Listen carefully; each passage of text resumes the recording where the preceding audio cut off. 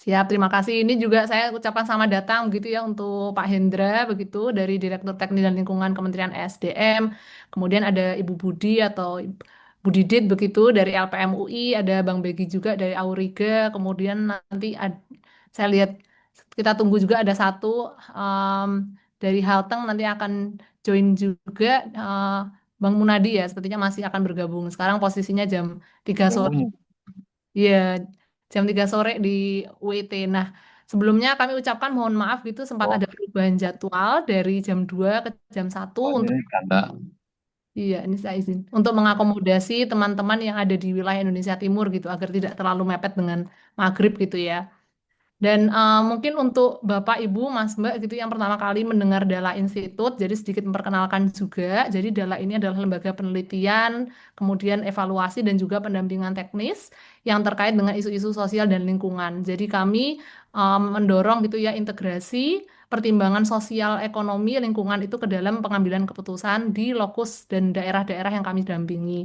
Jadi salah satunya yang saat ini sedang kami kerjakan bekerja sama dengan pemerintah daerah di Maluku Utara begitu itu terkait dengan transisi energi yang kemudian nanti kita akan bicara lah lebih detailnya seperti itu.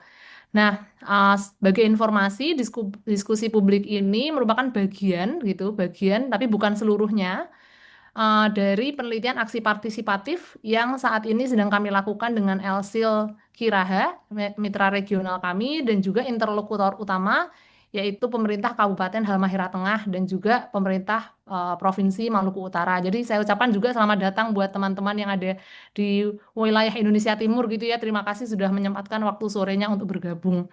Dan pendekatan PAR yang digunakan oleh kami gitu dalam melakukan penelitian mewajibkan kami untuk secara kolaboratif gitu melakukan berkolaborasi secara partisipatif dan kemudian melakukan refleksi rutin dan iterasi gitu ya perubahan terhadap kerja-kerja yang kami lakukan.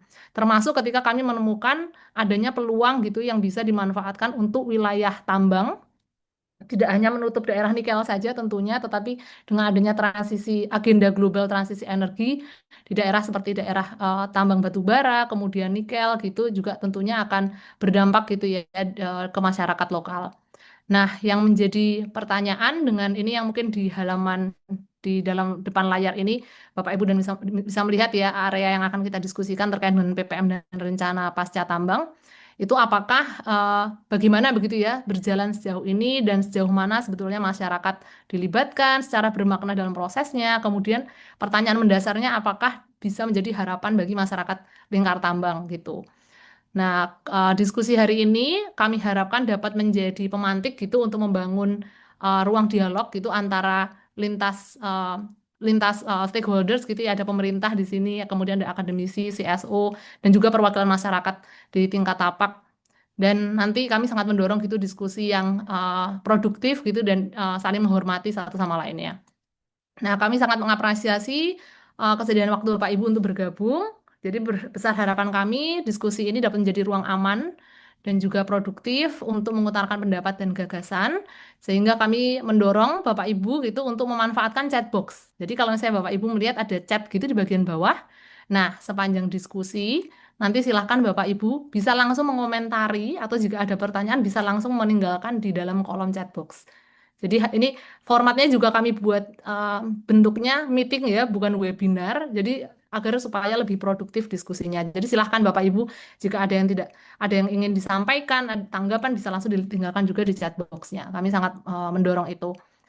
Nah, kami juga memohon dukungan Bapak Ibu untuk mematikan mikrofon atau melakukan mute selama pemaparan dan diskusi panelis dilakukan, begitu ya. Jadi nanti diskusi secara written-nya, tertulisnya bila silahkan gitu disampaikan di dalam chat box, tetapi nanti bisa secara verbalnya itu di akhir kita akan ada diskusi tanya jawab, bisa disampaikan secara langsung.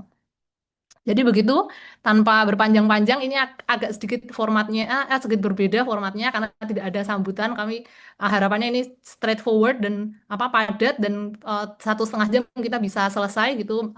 Dan saya langsung aja mengundang teman saya peneliti dari Dala Institute juga, Alia, untuk mempresentasikan pemantik begitu ya dari policy brief yang sempat kami susun dan kami sampaikan juga ke Bapak Ibu. Kalau misalnya sudah membaca, kiranya belum nanti juga akan disampaikan linknya di dalam chat box. Saya persilakan Alia, 15 menit. Terima kasih. Oke, terima kasih banyak Aska. Jadi terima kasih, salam kenal ibu-ibu, bapak-bapak, saya Alia sebagai perwakilan dari tim peneliti Dala terkait dan untuk hari ini saya akan sedikit memberikan refleksi dan temuan kami yang sudah juga kami ramu dalam policy brief terkait dengan PPM dan rencana pasca tambang sebagai hak masyarakat dan kewajiban perusahaan. Jadi untuk hari ini outline-nya itu adalah dua instrumen yang akan kita coba jelaskan, yaitu pasca tambang dan juga PPM yang kami rasa itu menggunakan pendekatan hak. Kemudian mengapa kedua hal itu penting dan kerangka normatif yang berada di dalam pasca tambang dan juga PPM. Kemudian temuan awal dari hasil studi kami sampai saat ini dan juga yang terakhir adalah kesimpulan dan rekomendasi.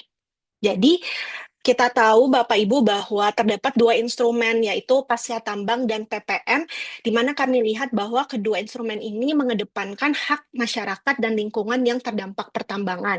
Dan secara prosedur sebenarnya kedua instrumen ini tuh wajib dilakukan secara iteratif dan partisipatif. Nah, khususnya untuk pasca tambang, itu adalah sebuah proses terpadu, dinamis, dan partisipatif, di mana bukan bertujuan hanya untuk mengakhiri tambang saja, tetapi juga perlu memastikan bahwa terjadi keberlanjutan sosial ekonomi masyarakat, pemulihan kondisi lingkungan, stabilitas keselamatan, dan teknisnya. Dan bisa kita lihat bahwa secara prosedur, secara proses, pasca tambang itu perumusan rencana dan desainnya bukan hanya ketika tambang itu mau berakhir, tapi memang dimulai pada saat perumusan proyek bahwa tambang ini akan dilakukan. Nah, di situ pula rencana penutupan harus dilakukan. Dan ada sifat iterasi melalui pemantauan dan evaluasi yang akan terus berjalan mulai dari perumusan proyek hingga operasi dan penutupan. Jadi, iterasi ini bersifat untuk menyesuaikan apakah apa yang direncanakan masih sesuai dengan apa yang ada di lapangan atau tidak.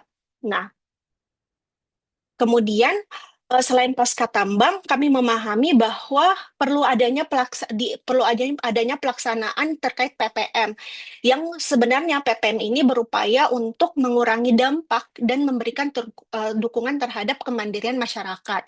Dan kita pahami dan dari tim merefleksikan bahwa kenapa perlu ada pasca tambang dan PPM, karena PPM ini selayaknya untuk mengadres permasalahan-permasalahan yang terjadi saat ini ketika tambang itu sedang berjalan dan juga untuk mempersiapkan nantinya ketika perencanaan pasca tambang itu terimplementasi. Nah, terdapat 8 sektor di dalam PPM ini dan ada 3 sektor yang wajib untuk IOP batubara yaitu kesehatan, pendidikan, dan kemandirian ekonomi. Nah, pertanyaannya adalah untuk PPM sendiri, bagaimana proses penyusunan rencana induk PPM nah, sebenarnya rencana induk PPM yang dibuat oleh perusahaan tambang itu harus mengacu kepada cetak biru PPM yang dikerjakan oleh pemerintah provinsi. Nah, cetak biru PPM ini juga mengacu kepada RPJMD, jadi tidak berdiri sendiri PPM itu. Jadi harus ada dia mengacu ke siapa. Nah, sehingga perencanaan pada PPM itu wajib prosesnya bersifat konsultasi berjenjang dengan pemangku kepentingan termasuk masyarakat dan pemerintah daerah. Nah, kenapa sih dari tim peneliti menganggap bahwa kedua instrumen ini penting? Nah, karena kita melihat bahwa dampak dari pertambangan itu memberikan hasil yang jangka panjang dan mengakar dan berimplikasi pada ketidakmampuan masyarakat untuk mengakses keadilan sosial ekonomi dan lingkungan. Dan kita bisa lihat dari sebagai salah satu contohnya adalah di Pulau GB, karena di Pulau GB itu merupakan pusat produksi nikel, tetapi setelah berhenti karena tidak adanya perencanaan yang berkelanjutan, makanya masyarakat itu kesulitan melakukan transisi mata pencarian dan juga kondisi lingkungan yang sangat buruk. Nah, sebenarnya kan pemerintah kita anggap memiliki regulasi-regulasi yang sudah cukup untuk mengamankan hal tersebut gitu. Ada Undang-Undang Nomor 3 2020, Undang-Undang Nomor 02 Tahun 2025, yang di mana regulasi ini mentranslasikan terkait kewajiban dari perusahaan, di mana perusahaan harus melakukan kegiatan perencanaan pasca tambang dan juga pengembangan pemberdayaan masyarakat atau PPM. Nah, tetapi kemudian setelah ada kerangka regulasinya dan dilaksanakan, tapi kita tetap melihat bahwa ada implementasi, ada tantangan di implementasi dan tata kelolanya. Seperti misalnya bagaimana sejauh ini masyarakat dapat mengetahui haknya dalam program PPM dan pasca tambang, atau apakah perusahaan telah memberikan manfaat yang adil, pembagian manfaat yang secara adil, atau misalnya bagaimana evaluasi dampak sosial secara jangka panjang sudah dilakukan atau tidak, atau apakah masyarakat sudah terlibat di dalam proses perencanaan hingga evaluasi pasca tambang maupun PPM secara menyeluruh. Nah, kemudian ada lagi hal yang memantik kita, yang yaitu adalah terkait kewenangan pemerintah daerah, khususnya kabupaten dan kota, di mana kita tahu bahwa untuk kewenangan pertambangan, kewenangan pemerintah daerah, kota, dan kabupaten itu sangat kecil. Nah, tapi kita berpikir apa nih celah sehingga pemerintah daerah itu tetap bisa melakukan sesuatu untuk mendorong kegiatan pasca tambang ini gitu. Nah, kita sudah melihat bahwa melalui literatur studi, kita lihat ada 4 aspek. Yang pertama terkait kapasitas institusi dan tata kelola.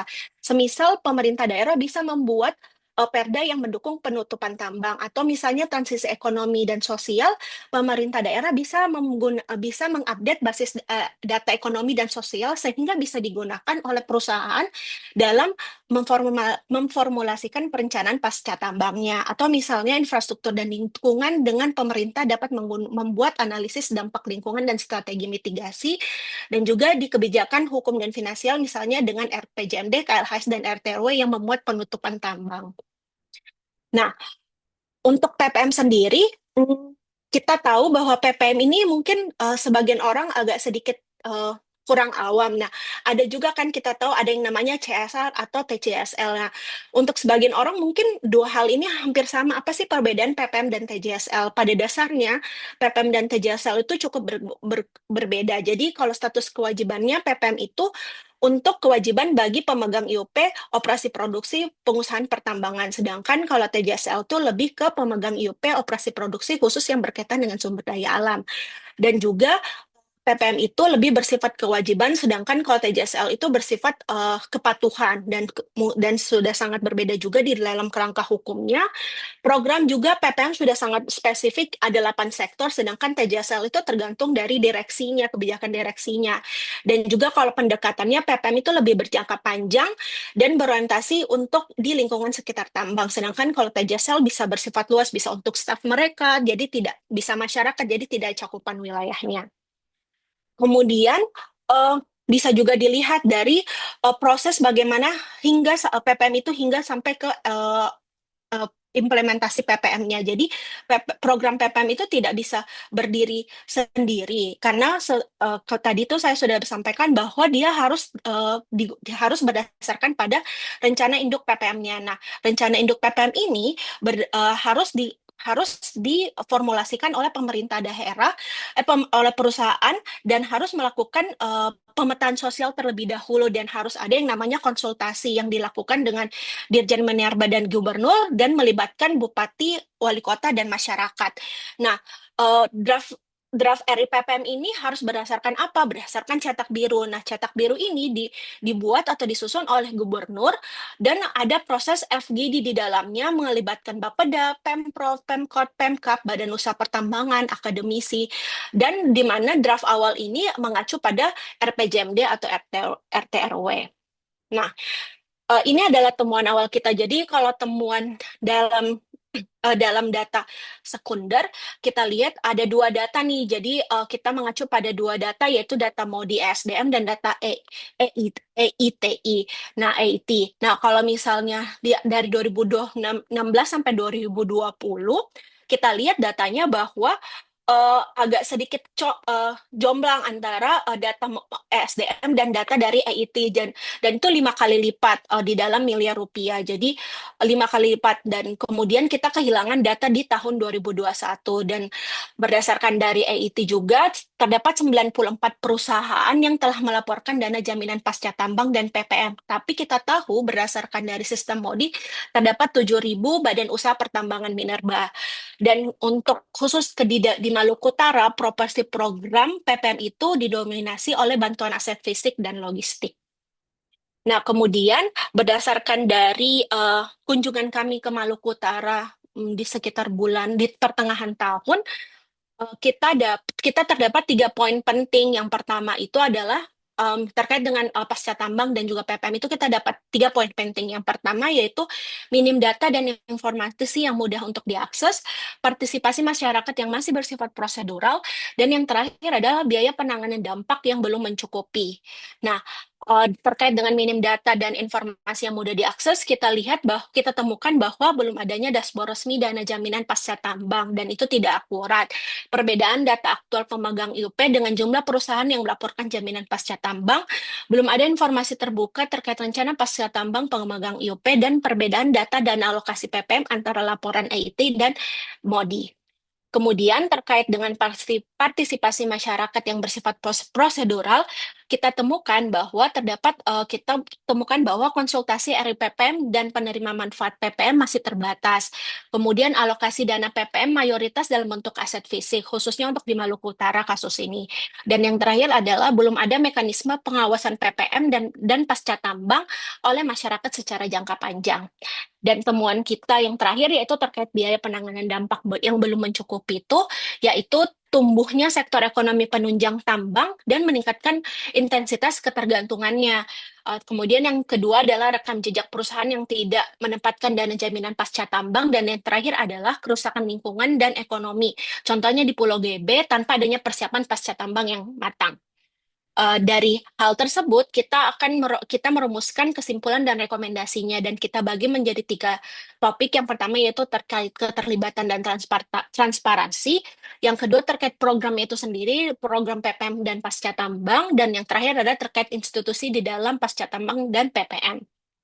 Nah, di dalam keterlibatan dan transparansi, kita melihat bahwa kita perlu mengubah tradisi prosedural pada proses konsultasi dengan masyarakat menjadi partisipasi yang lebih aktif, dari perencanaan hingga evaluasi yang bisa dilakukan oleh perusahaan dan juga CSO, bisa dibantu oleh perusahaan dan CSO. Kemudian yang kedua adalah kita memastikan ketersediaan dan keterbukaan data baseline yang dapat diakses publik secara berkala, dan kita perlu membangun sistem pengaduan publik yang responsif.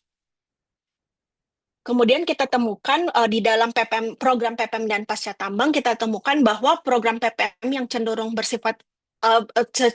berbentuk aset fisik dalam skala yang kecil, dan di sebagian daerah kita perlu mengarahkan untuk program PPM itu dapat pada penguatan kapasitas dan kelembagaan, dan ini bisa dilakukan oleh pemerintah pusat dan dibantu oleh pemerintah daerah. Kedua adalah perencanaan pasca tambang itu harus mencakup pemanfaatan aset dan infrastruktur, dan yang terakhir adalah kita perlu mengembangkan standar nasional atau regional untuk memperhitungkan kerugian ekonomi, sosial, dan lingkungan. Yang dimana kita dapatkan di dalam temuan kita bahwa realisasi dana pasca tambang itu belum memenuhi kebutuhan pemulihan ekonomi secara utuh.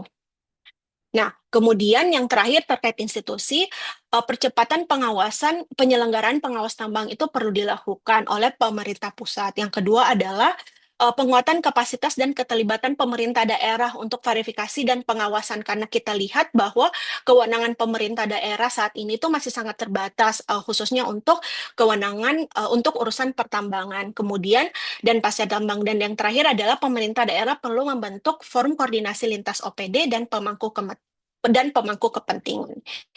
Jadi begitu dari saya, Aska dan Bapak Ibu. Terima kasih banyak. Baik, terima kasih Alia gitu ya sudah memaparkan PPT pemantiknya. Bapak, Ibu dan teman-teman semuanya bisa mengunduh gitu ya policy briefnya yang sudah kami upload juga di dalam website. Nanti akan di-share juga linknya di dalam chat box. Nah, setelah ini kita ada sesi tanya jawab panelis gitu ya. Ini kita tadi 15 menit presentasi, kemudian akan sesi tanya jawab dengan panelis dan nanti selanjutnya teman-teman bisa menanyakan gitu pertanyaan yang ingin disampaikan secara langsung setelah sesi ini. Tapi Bapak Ibu bisa langsung menaruh pertanyaannya. Saya sudah lihat ada pertanyaan begitu ya di chat box. Pertanyaan atau tanggapan bisa langsung disampaikan juga di dalam chat box. Oke, nah untuk sisi panelisnya gitu ada uh, Pak Hendra Gunawan begitu ya, Direktur Teknik Lingkungan Kementerian SDM. Terima kasih sudah bergabung. Kemudian ada Ibu Budi Sulistiawati, Kepala Kajian Bidang Sosial dan Pemberdayaan Masyarakat LPM UI. Terima kasih sudah bergabung. Kemudian ada Bang Begi, Pak Hendrik Siregar gitu dari Deputi Program Auriga, dan ini Bang Munadi dari Bang Munadi Kilkoda dari Wakil Ketua DPRD Halmahera Tengah yang akan bergabung sebentar lagi sepertinya karena katanya masih ada rapat dengan Pemda. Tapi saya lihat di sini ada Kabag Administrasi Pembangunan juga dari Halteng gitu ya. Nanti mohon izin kalau misalnya sambil menunggu Bang Munadi bisa bertanya juga ke Kabak begitu. Apakah boleh Kabak? Pak Abu Bakar Ibrahim. Boleh ya, nanti izin ya. Oke, siap. Terima kasih banyak. Kita lanjut saja. Siap Pak, Pak Jiko, siap Pak Jiko. Nanti kita share juga videonya ya. Ini kita rekam juga, nanti kita share linknya. Mungkin kita mulai sama Pak Direktur ya, izin Pak Direktur. Jadi mungkin tadi kan sudah sebenarnya itu hanya paparan pemantik. Saya yakin pasti ada informasi yang mungkin belum terupdate. Tapi mungkin dari Pak Direktur ingin menyampaikan kiranya apa ada informasi yang seringkali luput gitu atau ada miskonsepsi yang perlu diluruskan terkait dengan PPM dan pasca tambang ini. Dan seperti yang sebelumnya kami juga pernah sampaikan dan tanyakan di dalam TOR ya, apakah ada misalnya perubahan gitu dari UU 2005 gitu terhadap regulasi teknis gitu seperti yang Permen 25 2018 atau Kemen 1824. Silakan Pak Direktur.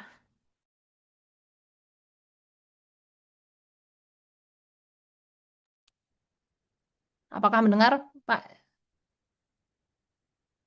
Pak Direktur bisa Halo? mendengar? Silakan. Ya, Silakan. ya. Ya, mohon maaf nih sinyalnya agak Oke. biar pekat lah ya.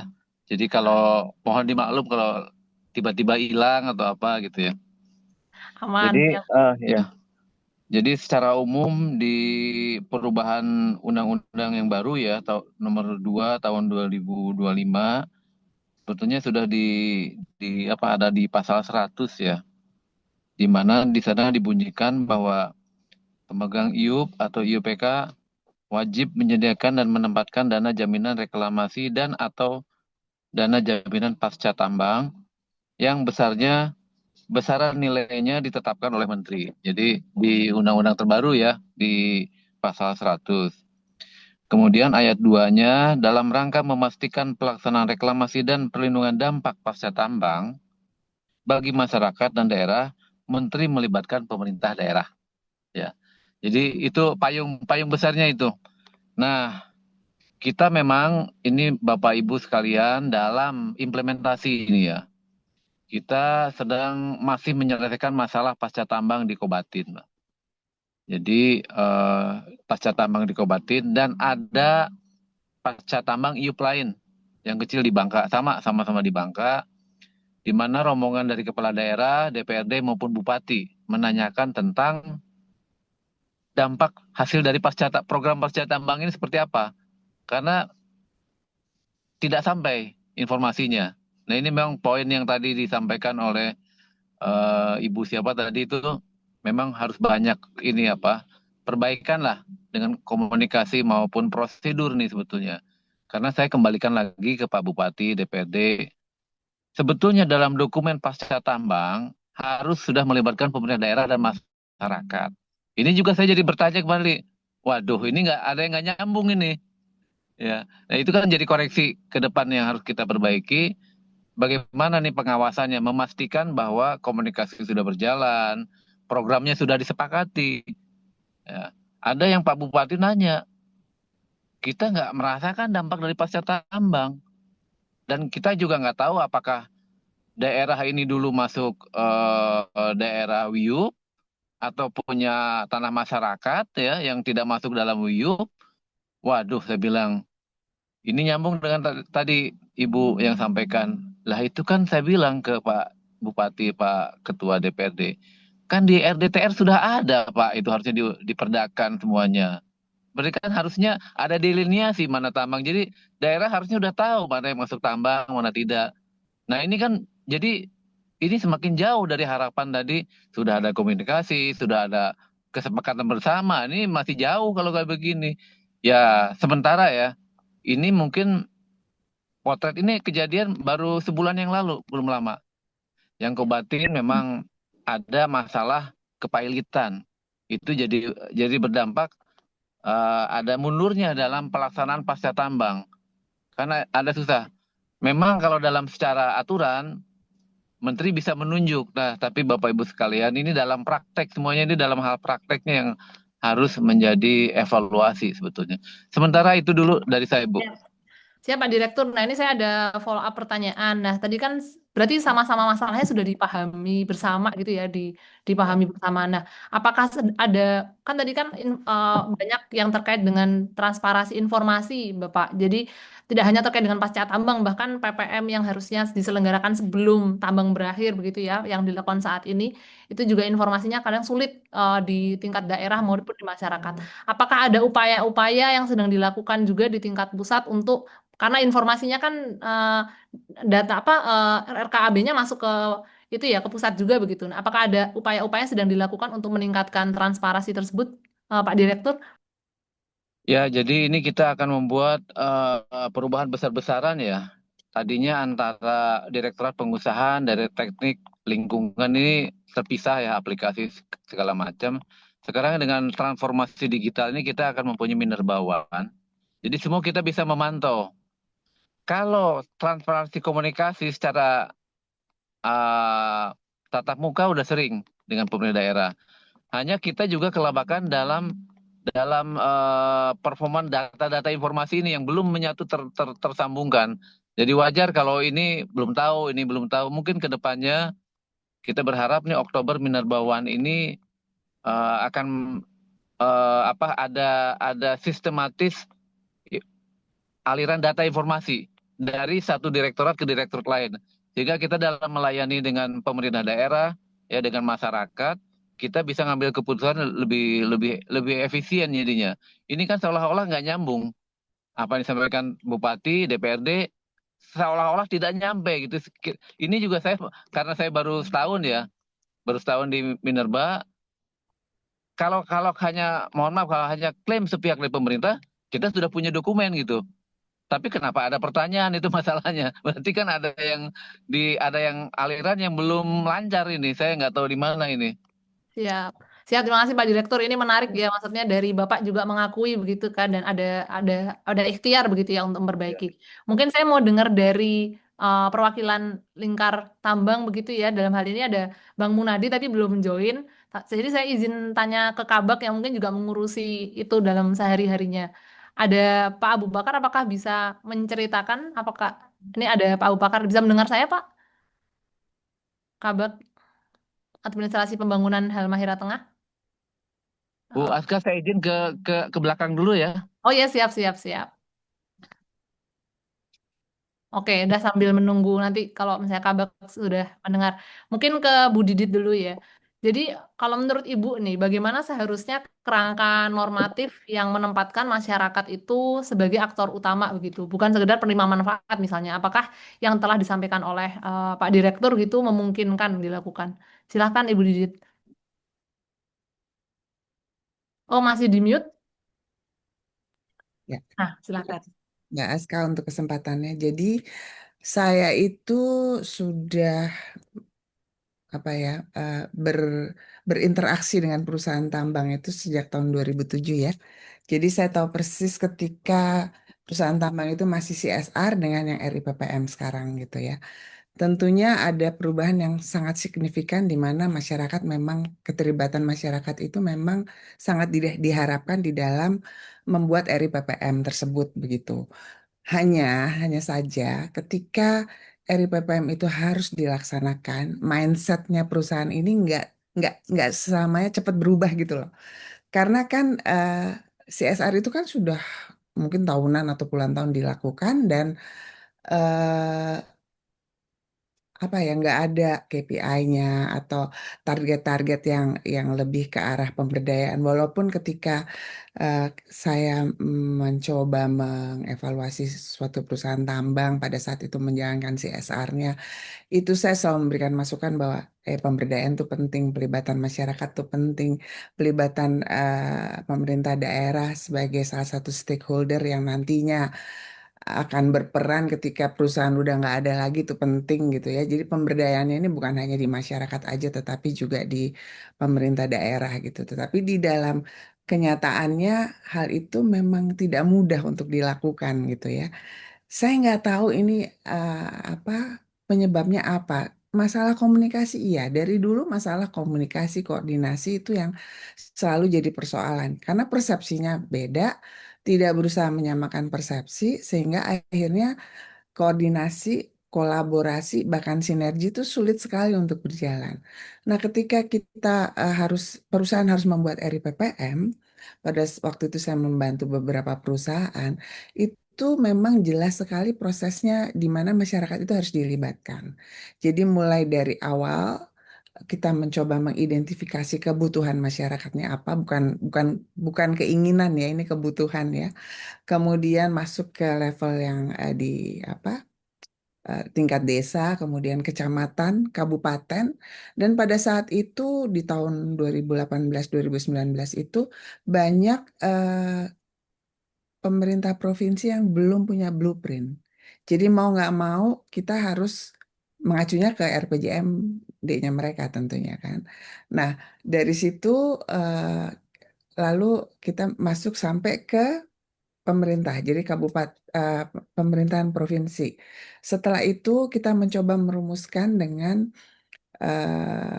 dengan perusahaan, harusnya ini disosialisasikan kembali ke masyarakat.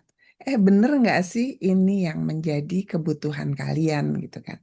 Tapi itu kan nggak terjadi karena banyak hal mungkin yang menjadi pertimbangan sehingga itu tidak terjadi. Jadi harusnya itu disosialisasikan kembali, kemudian masyarakat mengatakan bahwa oh iya, emang ini betul yang saya perlukan. Oh enggak, bukan ini.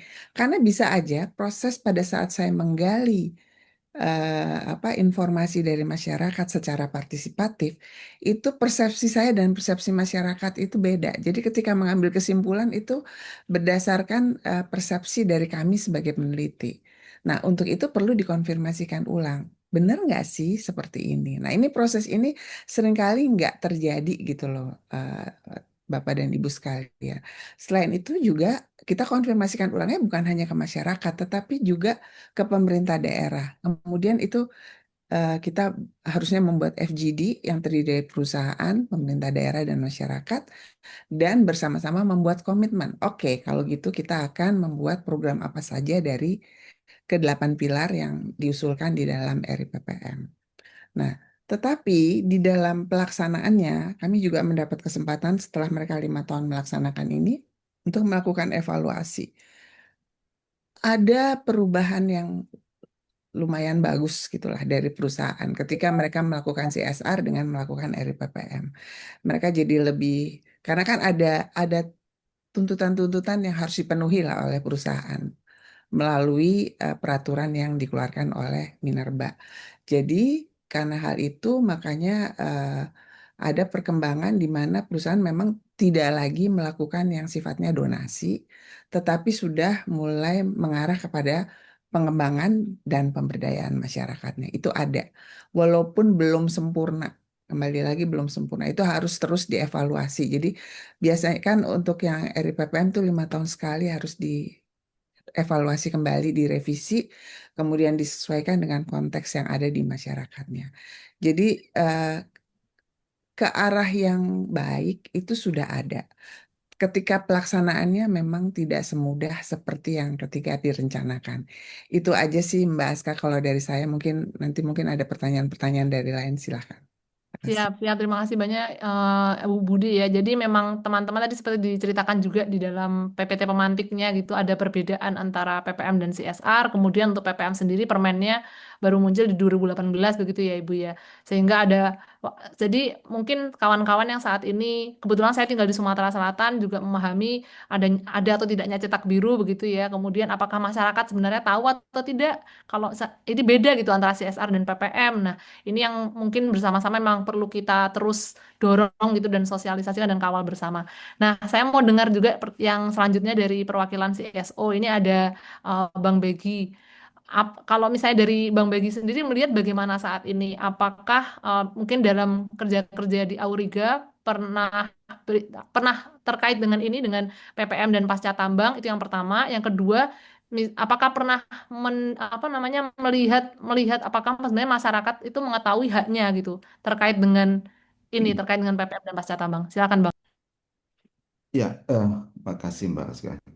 Jadi kalau ditanya pernah mengetahui soal terkait dengan PPM pasca tambang, sebenarnya kalau kondisi hari ini sebenarnya kalau saya mau lihat kurang lebih jauh sama persoalannya dari sebelum adanya Undang-Undang Minerba juga gitu. Jadi Bapak, Bapak Ibu sekalian, saya kebetulan memang eh, 15 tahun yang lalu itu pernah menulis buku dengan teman-teman gitu ya, dengan judulnya Datang, Gali, dan Pergi, itu potret pertambangan tambang di Indonesia. Jadi meskipun mungkin buku ini secara peraturan perundangan referensinya sudah berubah karena undang-undangnya sendiri sudah dirubah beberapa kali gitu. Saya sendiri kemarin agak terkejut ternyata perubahannya sudah sampai 4 kali gitu.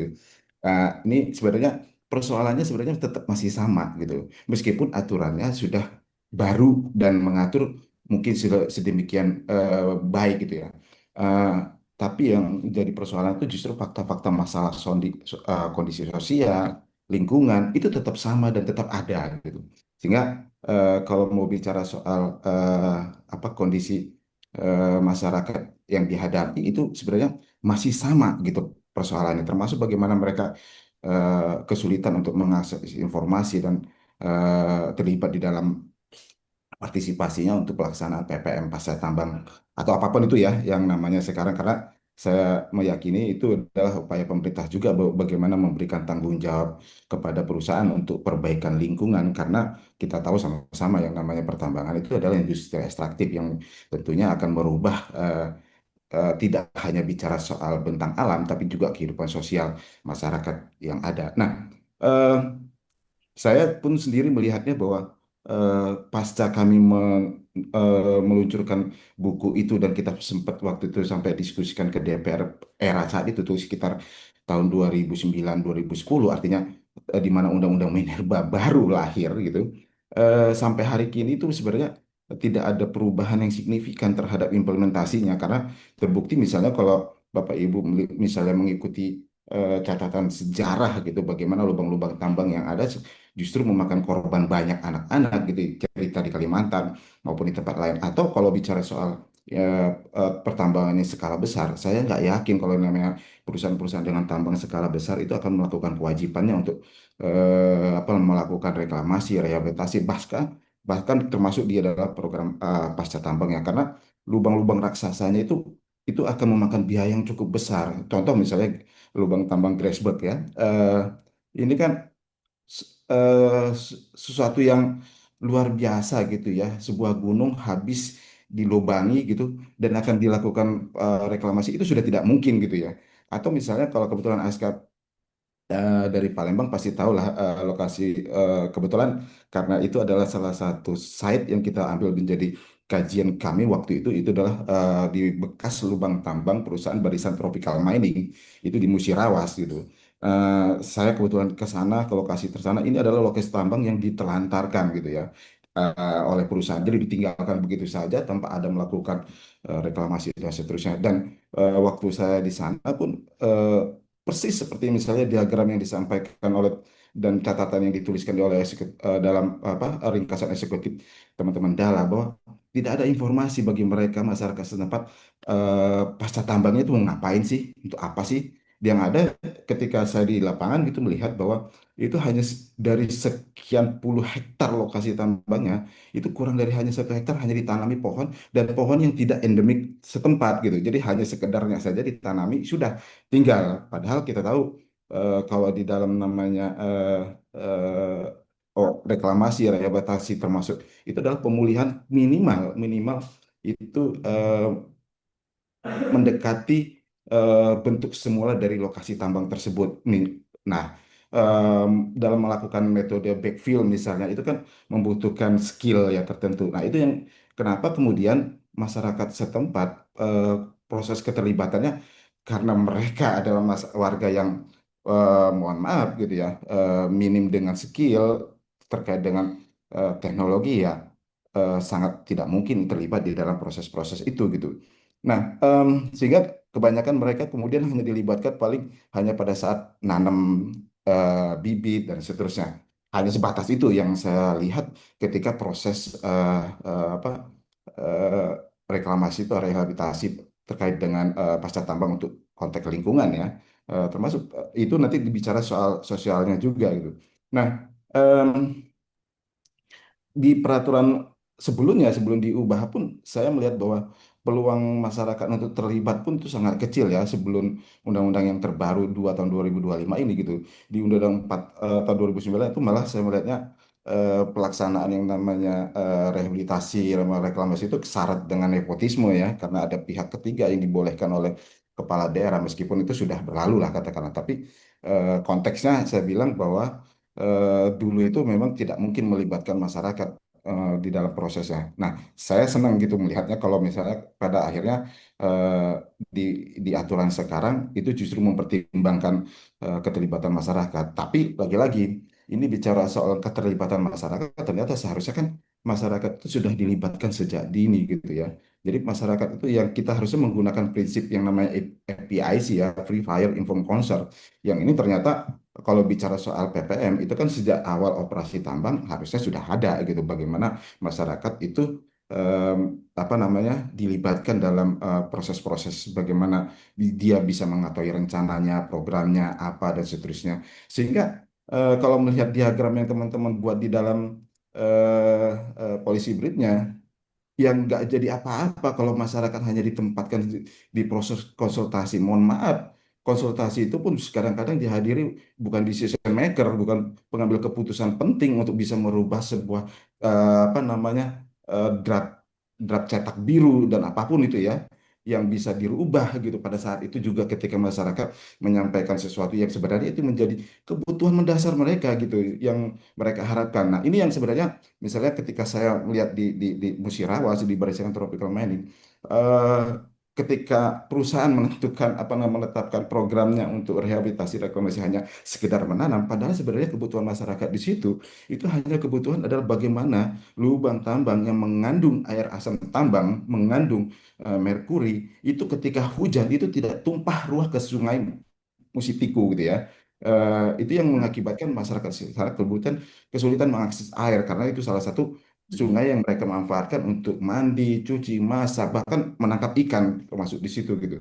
Nah, Ya, yang mereka harapkan itu saja gitu agar bisa ditutup dan diperbaiki. Jadi kebutuhan mereka itu, tapi ya Bang. beda kan gitu. Mhm. Ya Itu Bang yang Begi. saya kira.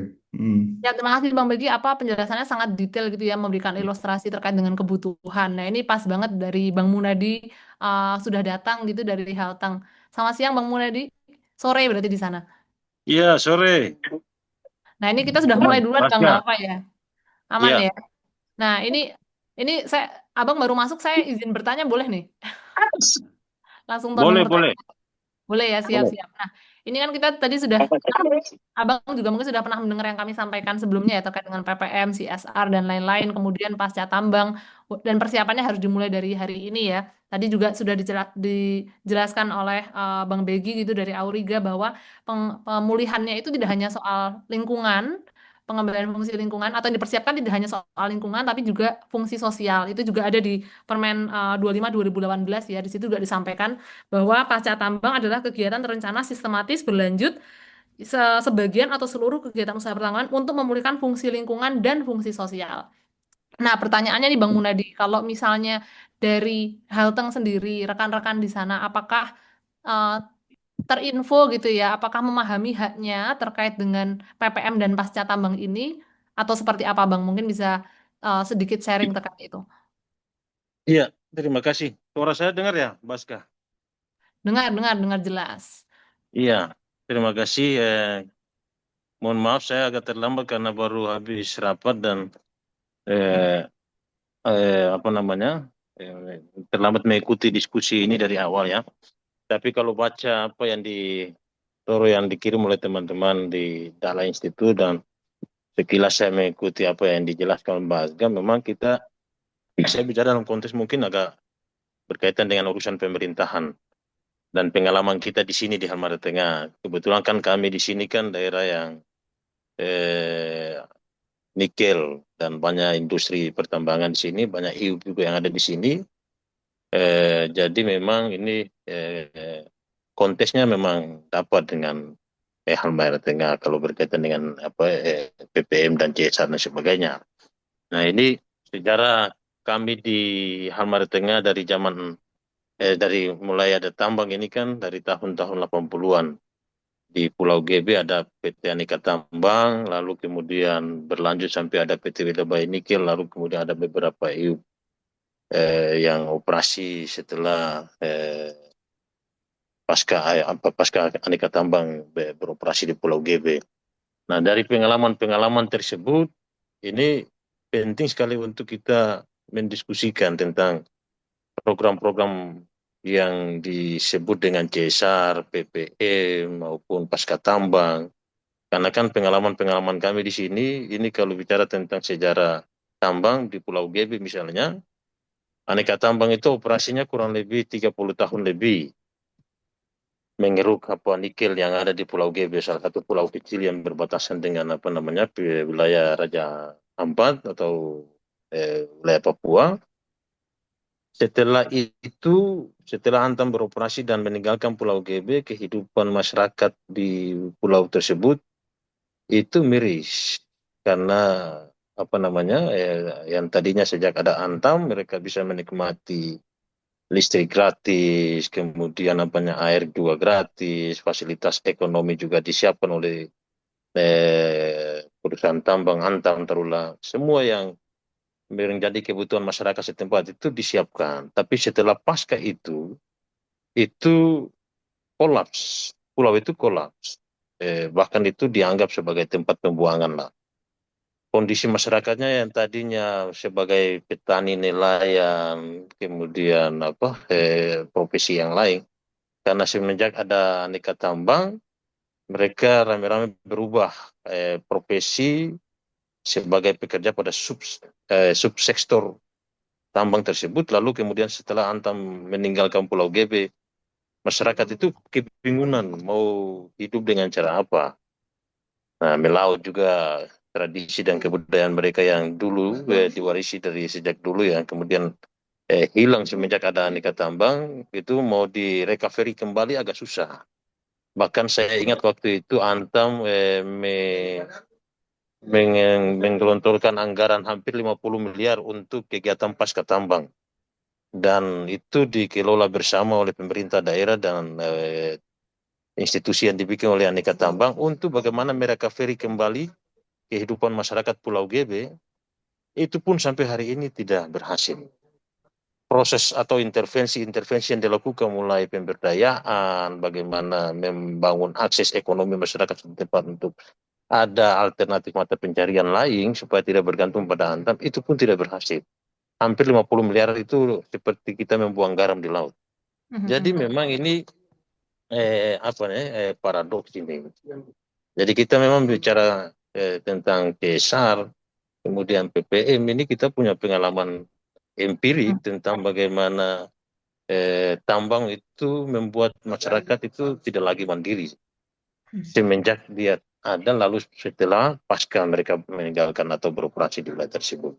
Nah ini sementara di proses berjalan ini kemudian ada juga beberapa perusahaan tambang yang operasi juga. Dalam konteks yang kita hadapi sehari-hari, kita ini kebingungan. Ketiga perusahaan-perusahaan ini merumuskan RIPPM-nya, itu proses perumusannya seperti apa? Kita pemerintah hampir tidak terlibat. Di DPR misalnya, kita terlibat dalam proses penyusunan itu. Padahal kan PPM mereka itu kan dia menjadi salah satu prasyarat mereka mendapat RKAB untuk kegiatan pertambangan. Jadi hampir setiap tahun misalnya kita tiba-tiba mendapat kabar bahwa perusahaan A itu sudah mendapat RKAB dari Kementerian SDM, berarti kan prasyarat salah satu yang mereka ajukan untuk mendapat RKAB itu adalah PPM. Nah, PPM ini dibikin prosesnya seperti apa sampai ada dokumen PPM yang mereka jadikan itu sebagai prasyarat untuk mendapatkan RKAB. Nah, proses pembuatan ini apakah mereka sendiri yang merumuskan kepentingan rakyat ataukah mereka melakukan semacam FGD, ada workshop, ada konsultasi publik untuk menyerap aspirasi masyarakat di wilayah terdampak, lalu itu dirumuskan menjadi satu dokumen yang disebut dengan RIPPM itu, lalu untuk diajukan. Nah, itu yang kebanyakan kita tidak melihat praktik-praktik itu dilakukan oleh perusahaan-perusahaan tambang. Nah, itu yang saya bicara dalam konteks kami berpengalaman di sini. Bahkan misalnya ketika pemerintah mengajukan satu program kepada mereka, itu kadang-kadang juga tidak ditindaklanjuti. Jadi memang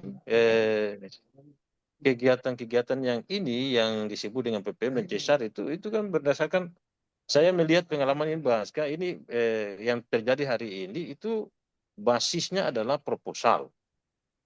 Jadi ketika ada kebutuhan masyarakat mengajukan permintaan kepada perusahaan, lalu perusahaan memberikan bantuan itu, lalu mereka menyebut dia itu adalah program CSR-nya. Tidak berbasis pada satu perencanaan yang dilakukan untuk 1 tahun ke depan atau semasa mereka melakukan operasi.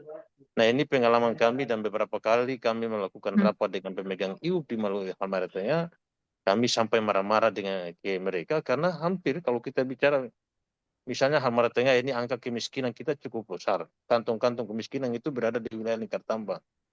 Kenapa program-program CSR atau PPM ini tidak menyentuh masalah-masalah yang terjadi di sektor-sektor itu? Masalah lingkungan, masalah air bersih, masalah perumahan dan sebagainya. Padahal ini kan sudah bukan baru kemarin sore, ini perusahaan sudah beroperasi hampir puluhan tahun di sini. Saya kira itu sementara. Siap, terima kasih banyak Bang Modin sudah menjawab sekali ya terkait dengan bagaimana situasinya begitu di Halmahera Tengah. Nah, tadi ada pertanyaan dari Abang gitu kan, yang ini kenapa ini kok kita misalnya tidak tahu bahkan ya, misalnya ada RKAB-nya muncul kemudian PPM. Nah, ini saya mau tanya kembali ke Pak Direktur, Pak Hendra izin bertanya kembali. Kan yang kami ketahui itu untuk pelaksanaan program seperti PPM ini ada namanya pengawas tambang begitu ya, Pak Direktur ya. Ada pejabat fungsional yang ditunjuk untuk melakukan pengawasan, yaitu yang kami ketahui mungkin salah gitu ya, ada namanya pengawas tambang. Nah, bagaimana Pak Direktur gitu melihat apakah ada celah di situ juga yang perlu kita perbaiki bersama atau apa ada mekanisme lain yang untuk memastikan bahwa ini sudah ada regulasinya, tapi memang pelaksanaannya masih jauh. Lalu bagaimana kita sama-sama bisa mengawal? Silakan Pak Direktur. Mohon maaf masih di mute Pak Direktur. Sorry.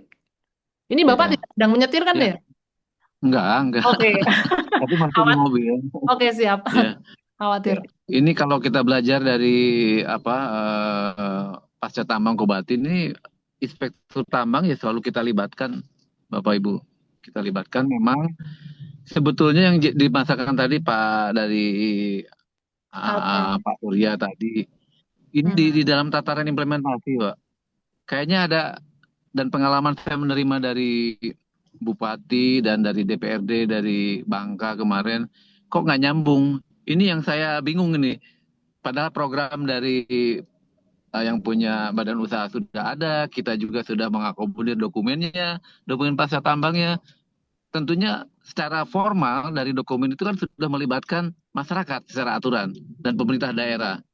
Nah, pertanyaan tadi, kenapa masih terjadi seperti yang tidak diharapkan? Itu yang pertama. Betul, nanti inspektur tambang sudah ada, bisa berperan. Ya, yang kedua, ini pengalaman agak di luar konteks. Saya dulu mengurusin geopark ya, gimana memberdayakan sebuah kawasan ya, dengan mengangkat nilai-nilai ekonomi budaya yang ada di masyarakat. Ini juga menarik buat saya. Di pasca tambang, kalau program bagus ya. Tapi kalau belajar dari geopark yang nggak disupport oleh apa-apa bisa berjalan, walaupun masih berprogresif ya. Ada geopark yang di Jawa Tengah itu bagus, udah berjalan ya, masyarakat berdaya dengan mandiri ya, dengan promosi geopark sehingga menjadi tujuan destinasi wisata. Itu membangkitkan ekonomi setempat. Nah, ini kalau secara di atas kertas kan tadi di aneka tambang sudah ada ya sekian ini. Itu juga saya bingung kenapa sampai itu programnya udah bagus. Saya hanya komparasi geopark yang tidak punya suntikan. Saat itu saya ngurus geopark hanya memberikan ke daerah itu pusat informasi geologi dengan harapan menjual kekhasan daerah-daerah di pusat informasi geologi. Itu baru satu aspek geologi. Kan di masyarakat banyak aspek yang bisa kita angkat sebetulnya. Nah, ini mungkin yang bisa kita dorong ke depan, dan pengalaman-pengalaman ini akan lebih baik gitu dalam tataran implementasi sih menurut saya. Terima kasih. Siap, terima kasih Pak Direktur. Ini saya juga mau mengkonfirmasi. Jadi yang kami ketahui untuk inspektur tambang itu melakukan pengawasan terhadap pelaksanaan kaidah teknis pertambangan. Nah, kemudian ada satu pejabat fungsional lagi yang disebut dengan pengawas tambang. Jadi ada inspektur tambang. Pejabat pengawas itu Iya, sedang benar. sedang Betul. sedang diproses itu. Oh, sedang diproses. Berarti Ya, baru ada ya. permennya sudah dari tahun lalu, tapi kan dalam infrastrukturnya masih berjalan dan rekrutmen dan sebagainya sedang berproses ini.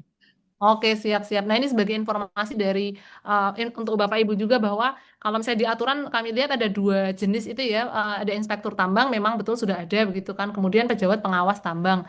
Nah, yang masuk tanggung jawab untuk mengawasi yang aspek sosial ini adalah pengawas tambang. Mungkin apakah itu Pak Direktur yang membuat mungkin ada miss gitu ya? Karena memang belum ada fungsi pejabat fungsional spesifik mengurus itu. Ya, kalau pejabat pengawas nantinya di Direktorat Pengusahaan. Memang cocok di PPM ini nantinya Oh. satu direktorat lah.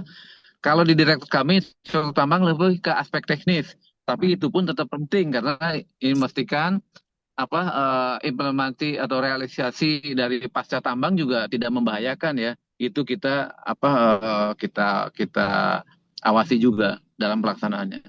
Siap, terima kasih Pak Direktur. Ini saya mau ke Bu Didit ya. Tadi banyak di disampaikan kebingungan-kebingungan, kemudian melihat tidak efektivitas. Nah, mungkin dari Ibu dan ini juga ada pertanyaan dari Pak Surya yang mungkin relevan atau terkait ya untuk di pengalaman di Pulau GB. Jadi bagaimana sesungguhnya kalau misalnya kita melihat efektivitas dari program pengembangan dan pemberdayaan masyarakat untuk pemerintah daerah ini karena kebetulan banyak peserta yang dari Pemda kemudian dari CSO itu apa yang harusnya diperhatikan gitu untuk bisa memastikan nantinya ketika tambang berakhir itu masyarakat tetap berdaya. Ya, sebenarnya kalau kita melihat dari Kepmen 1824 itu sudah jadi RIPPM itu sampai dengan pasca tambang. Berapa tahun gitulah pasca tambangnya itu. Jadi harusnya sudah direncanakan sejak awal begitu. Hanya masalah itu tadi mindset dari perusahaan yang tadinya adalah mereka melakukan CSR yang tuntutannya tidak seperti RIPPM. Itu yang perlu dibenahi lagi gitu Mbak Aska. Jadi sudah sekian puluh tahun mereka melakukan CSR dan itu based on proposal seperti tadi Pak Munadi katakan.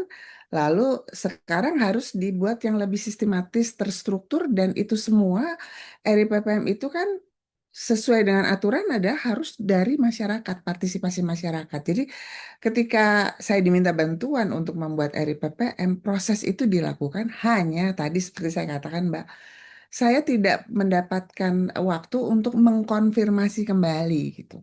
Apakah betul itu yang dibutuhkan oleh masyarakat? Dan komunikasi itu nggak bisa cuma sekali gitulah ya. Jadi kalau kita melakukan, kita udah memberitahukan kepada masyarakat begini-begini. Masyarakat itu kan juga apa konteks budayanya berbeda, latar belakang pendidikannya juga macam-macam. Jadi nggak bisa cuma sekali datang terus kita mengatakan bahwa masyarakat sudah kita sosialisasikan loh, nggak begitu caranya. Jadi mereka harus paham betul-betul. Kalau mereka nggak paham, mereka nggak tahu. Kadang-kadang membedakan antara program dari perusahaan A dengan perusahaan B, kemudian dari pemerintah, dari dana desa. Mereka bingung ini apa sih? Kok nggak diberitahu? Ini sebetulnya apa dan kami harus melakukan apa? Nah, jadi fungsi dari Pemda pun juga perlu untuk menjelaskan kepada masyarakat bahwa ini tuh adalah program untuk masyarakat dari pemerintah daerah. Kalau yang ini dari perusahaan. Jadi sinergi antara Pemda dengan perusahaan juga penting. Karena kadang-kadang perusahaannya aktif untuk mengajak Pemda bekerja sama, Pemdanya enggak. Atau sebaliknya gitu. Jadi hal-hal semacam, karena itu tadi, nggak pernah duduk benar dan orangnya sama di satu walau di beberapa kali pertemuan sehingga betul-betul paham gitu maunya ini apa maunya itu apa kemudian bentuk negosiasinya seperti apa kalau saya mengadakan FGD dengan pemerintah daerah, 2 hari FGD itu orangnya ganti-ganti gitu. Jadi nanti pagi siapa, siang siapa, dan itu tidak selalu adalah mengambil keputusan gitu, Mbak. Itu hal semacam itu yang menjadi juga persoalan ketika implementasi. Jadi masyarakatnya juga membutuhkan apa proses pemahaman yang lebih lama. Pemerintah daerah juga harus diajak untuk kalau memang eh, terkait dengan PPM perusahaan ya si A, si B, si C yang ditunjuk gitu. Jadi orangnya tuh apa mengerti prosesnya. Kalau ganti-ganti ya sulit seperti itu dan itu yang terjadi selama ini sehingga sinerginya nggak pernah jalan dan selalu dari dulu saya masuk ke LPM sampai sekarang masalahnya koordinasi ya kayak karena begitu Mbak. Jadi orangnya gonta-ganti dan merasa bahwa proses sosialisasi itu sekali aja, apakah itu konsultasi publik ataukah itu FJD, masyarakat udah ngerti semuanya atau pemerintah daerah udah ngerti semuanya. Padahal tidak seperti itu. Itu sih kalau persoalan yang selama ini buat saya penting juga ya. Ya, terima kasih banyak Ibu. Jadi ini juga jadi catatan Kak, juga kita gitu ya untuk melakukan kerja-kerja seperti ini. Nah, ini tadi ada saya langsung buat Kak, iya, oh, nah Kabak, nah pas banget ini. Saya panggil-panggil Kabak juga ini. Nah, ini pas banget Kabak dari Halteng juga saat ini mengurus PPM begitu ya, dan CSR di Halmahera Tengah. Silakan tadi ada yang disampaikan Ibu Didit dan Pak Direktur kalau ada mau tanggapan atau sharing juga dari Kabak silakan. terima kasih Bu Aska. Waalaikumsalam warahmatullahi wabarakatuh. Bu Waalaikumsalam. De- Pak Direktur, Bu Budi Sulistiawati, yang saya hormati semua peserta Zoom. Tadi mungkin sudah banyak disampaikan Pak Munadi tadi. Saya memang agak potong ya. Tapi gini, eh, PPM, CSR, ya tadi sudah dijelaskan. Saya dengar berbagai regulasi yang terkait dengan itu.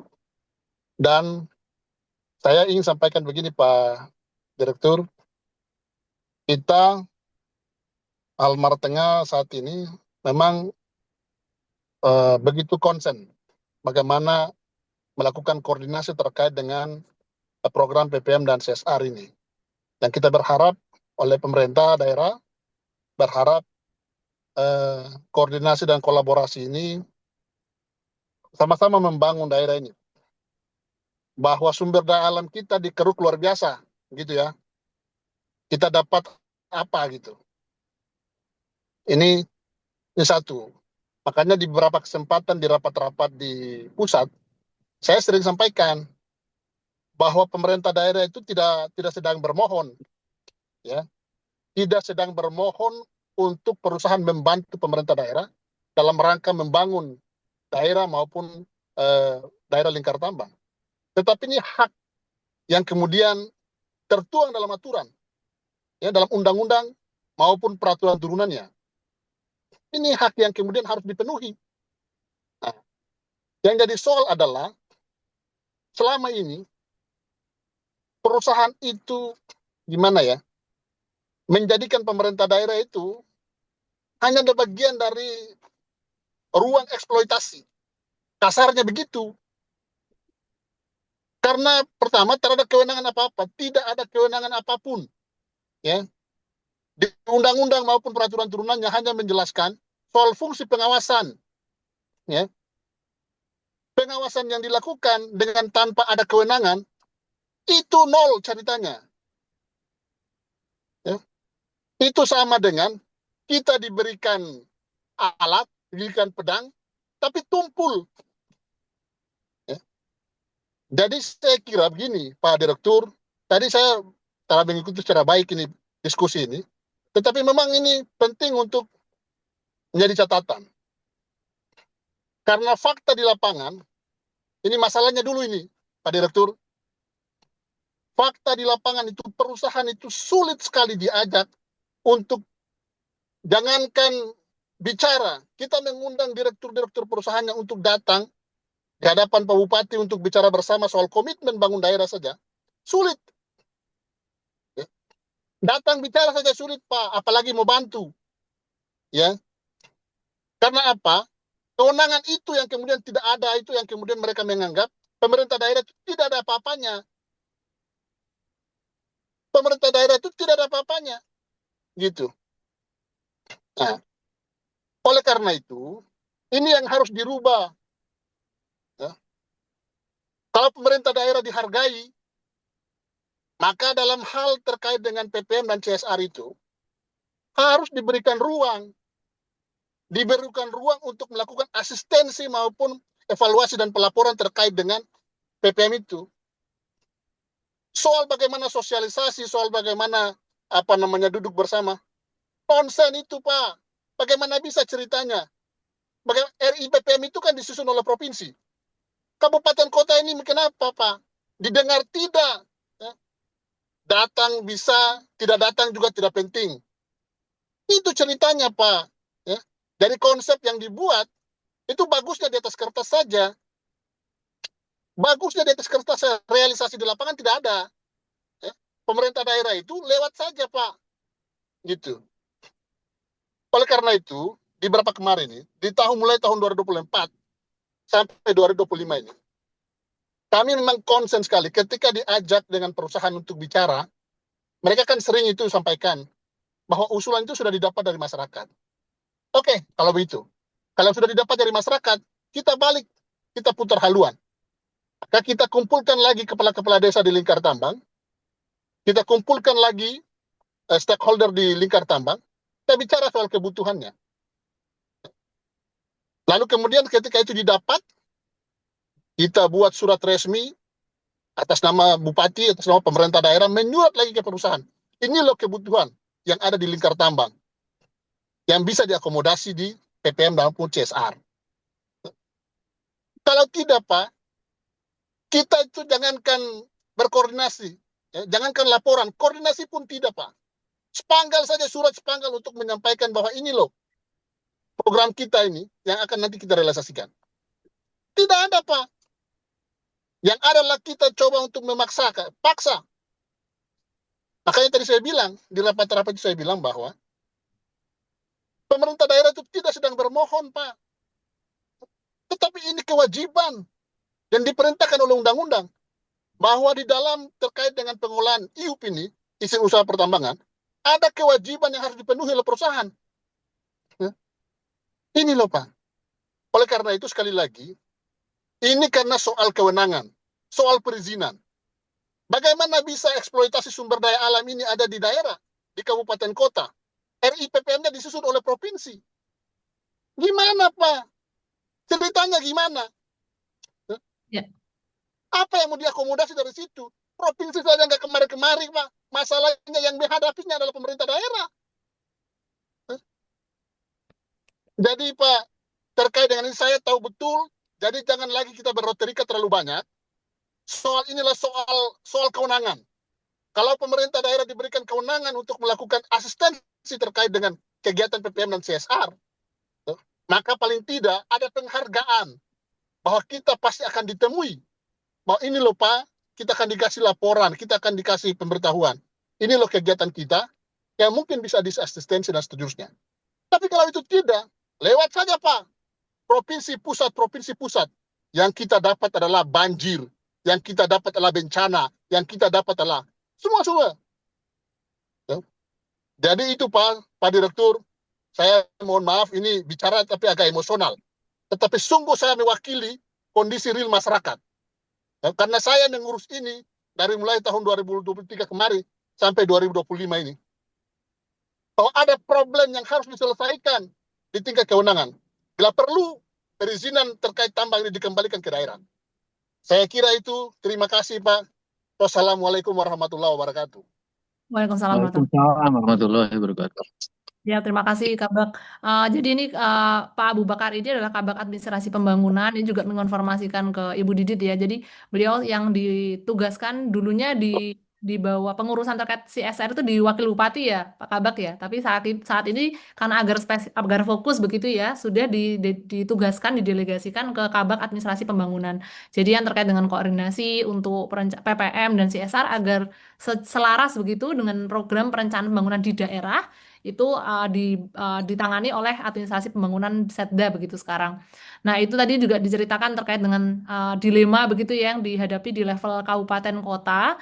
Tapi ini karena waktunya sudah 15 menit lagi, jadi saya mohon izin juga ke Bang Begi, Bu Didit, Pak Hendra dan Bang Munadi, kita bisa sambil mulai tanya jawab aja begitu ya. Kan ini ada beberapa pertanyaan yang sangat menarik di chat box gitu.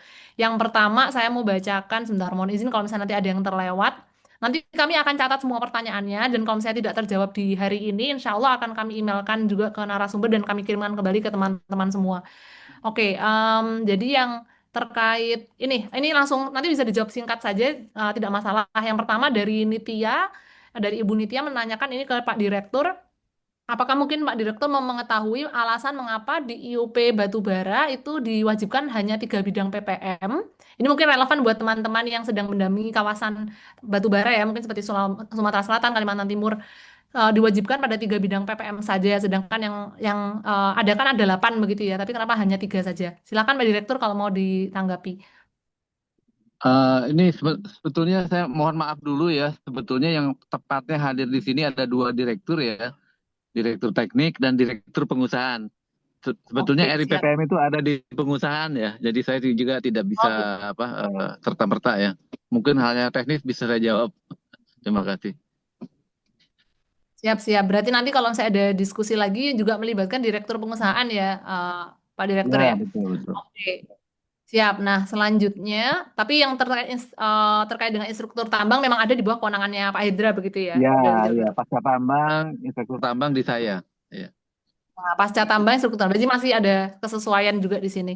Oke, kemudian yang pertanyaan dari ini, saya mau membagikan yang dari ini tingkat provinsi nih, dari Pak Surya Pratama.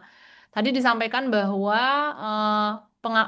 dari Bang Munadi nih, dijelaskan oleh Bang Munadi bahwa melihat pengalaman di Pulau GB dan Kalimantan Tengah, banyak masyarakat kesulitan dalam transisi ekonomi pasca tambang. Ini mungkin Bang Begi nih, kalau misalnya nanti ada pandangan.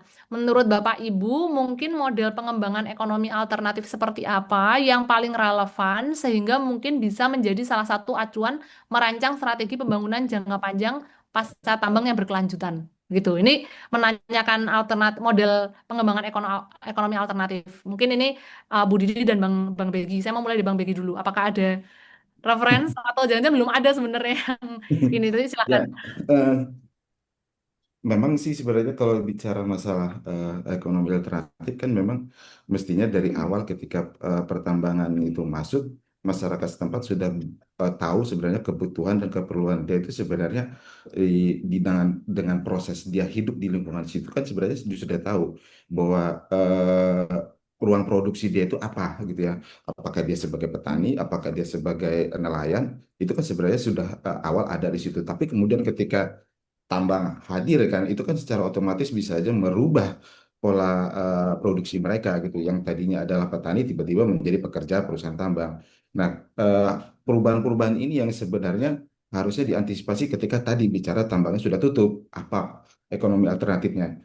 Tentu ini lebih kepada kondisi lapangan setempat yang bisa memastikan bahwa dia harusnya ini loh pilihan ekonominya dan itu tentunya tidak akan bisa sama dengan keadaan dia sebelum tambang hadir karena eh, ada banyak perubahan yang terjadi di situ gitu. Nah, perubahan-perubahan ini yang sebenarnya ke, bisa saja eh, mempengaruhi pilihan ekonominya apa kan gitu.